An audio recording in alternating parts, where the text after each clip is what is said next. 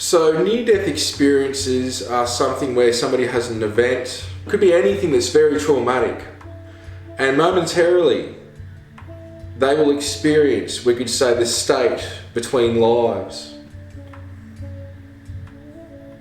This is very real. There's so many cases of it that even in that state, let's say they're in an emergency room and they've left the body, they've gone into a near-death experience, they could see the doctors, they could see what they were doing, they could see the time, they come back to the body, they tell the doctors over and over, there's these stories everywhere and they'll correct.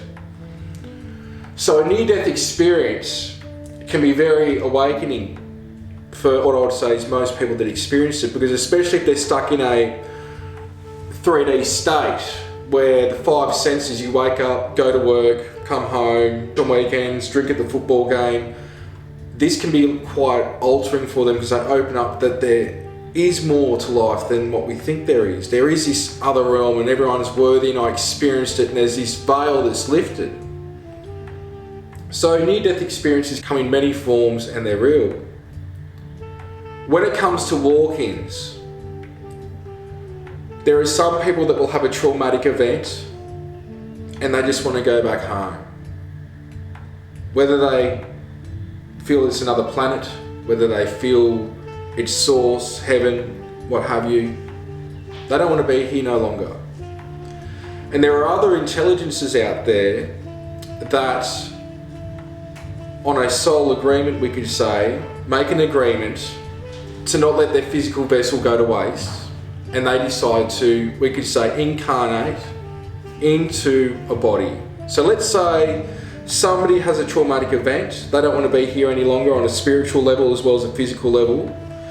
They, in that outer body state, may work with their team and make an agreement with another soul to swap over. Basically, the person in the body is going to get out of the body, this being that's agreed to jump into the body goes in. There can be different personality traits, different values,